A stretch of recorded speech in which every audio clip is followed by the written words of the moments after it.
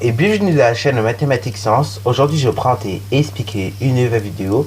Cette vidéo donc en espace et géométrie, et plus précisément une vidéo dans laquelle nous allons parler de la position relative d'un cercle et d'une droite. Ok, donc en gros comment selon les diverses positions que peuvent avoir en fait le cercle et une droite. Ok, parce que en vrai les cercles et les droites peuvent avoir plusieurs positions. C'est ce que nous allons voir ici. Et après en deuxième partie on parlera de tout ce qui est tangenté et ainsi de suite.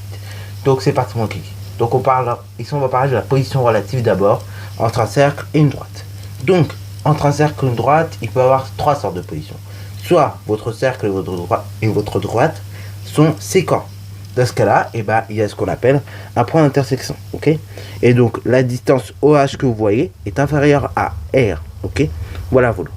Par contre, deuxième position également que vous pouvez voir, c'est qu'un cercle et une droite peuvent être disjoints, c'est-à-dire en gros ils se différencient si vous voulez, ils sont écartés. Donc du coup là on peut voir qu'il y a 0 point d'intersection et que du coup la distance OH que vous voyez ici est inférieure au rayon. Ok, oui, parce que R en réalité c'est le rayon, ça désigne le rayon du cercle. Et là par contre on peut avoir une troisième position, c'est tout simplement le cercle et la droite qui sont tangents. Et dans ces cas-là, justement, vous avez un seul point d'intersection et seulement un seul. Et donc, du coup, la distance que vous voyez OH est égale au rayon. Donc, on résume. Vous avez le cercle, vous pouvez avoir cercle et droite qui sont séquents. Dans ce cas-là, vous avez deux points d'intersection et la distance ici est toujours plus courte que celle du rayon.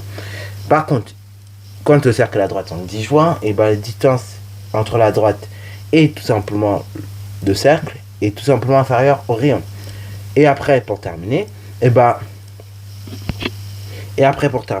on peut avoir le cercle et la droite qui sont tangents. Dans ce cas-là, il y a un seul point d'intersection. Et la distance entre le centre du cercle et tout simplement la droite est égale au rayon. Donc voilà. Donc là, en fait, quand on parle de la distance OH à chaque fois, en fait, c'est la distance qui est entre le cercle, donc le centre du cercle, et donc la droite, tout simplement. Bon, maintenant que nous allons parler de la position relative d'un cercle de droite, on va s'intéresser sur cette troisième position qui est assez intéressante, c'est-à-dire donc le cercle et la droite qui sont tangents. Donc du coup, on va parler de la tangente d'un cercle. Alors oui, on a vu qu'il y avait trois sortes de positions, soit le cercle et la droite étaient disjoints, et dans ce cas-là, la distance qu'il y avait entre le centre du cercle et la droite était tout simplement supérieure au rayon, et donc il y avait 0 point d'intersection. On a vu que le cercle et la droite pouvaient être séquents. Dans ce cas-là, il y a 2 points d'intersection et la distance qu'il y a entre la droite et le cercle, entre le centre du cercle et la droite, est plus courte que le rayon. Et également, la troisième position que nous allons voir ici, qui est finalement la position dans laquelle vous avez le centre du cercle qui justement à la distance de la droite, comme vous pouvez le voir ici qui est delta, est égal au rayon. Bon, là donc la tangente d'un cercle c'est quoi? C'est tout simplement en fait la droite qui coupe le cercle en un seul point. Ok, voilà, c'est ça en gros. Donc soit c'est le cercle que vous voyez ici, et donc le cercle central est M, un point donc du centre du cercle C. Dans ce cas-là, la tangente du cercle C, en fait au point M, est tout simplement la droite perpendiculaire au rayon OM en point M. Ok, donc en gros, ça veut dire quoi? Ça veut dire que si vous voulez faire une tangente, en fait un cercle, il faut tout simplement que vous preniez un des rayons du cercle et que vous fassiez la perpendiculaire de ce rayon, ok, tout en passant par un seul point du cercle. Ok, voilà. Alors maintenant, nous allons réaliser donc la construction et voir qu'est-ce que ça donne. Alors donc je vais vous montrer comment on construit tout simplement la tangente à un cercle. Pour ce faire, il faut d'abord prendre un cercle. Donc ce que nous allons faire, tout simplement en fait dessiner avec le compas un cercle. Donc c'est parti mon kiki. Donc le cercle, voilà, on peut faire un rayon quelconque. Une fois que nous avons fait le rayon qui est plus ou moins quelconque, on trace un des rayons du cercle. Pour ce faire, il faut d'abord regarder le centre. Voilà, vous avez le centre qui est ici.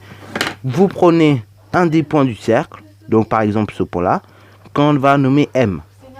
Là, vous avez le point O, ici. Et donc là, on veut tracer la tangente au cercle. Donc pour tracer la tangente à ce cercle, il faut tout simplement faire la perpendiculaire à OM, passant par M, ok? Donc on fait la perpendiculaire au rayon, qui passe par le point M. Et là, vous obtenez ce qu'on appelle la tangente.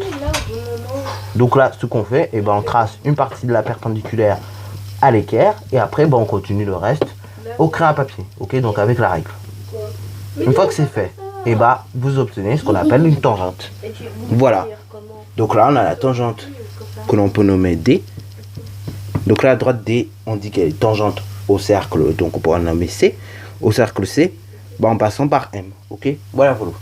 Donc on peut voir, on verra dans les vidéos d'exercice que ceci donc peut se prouver si on a bien une tangente ou pas. Ok.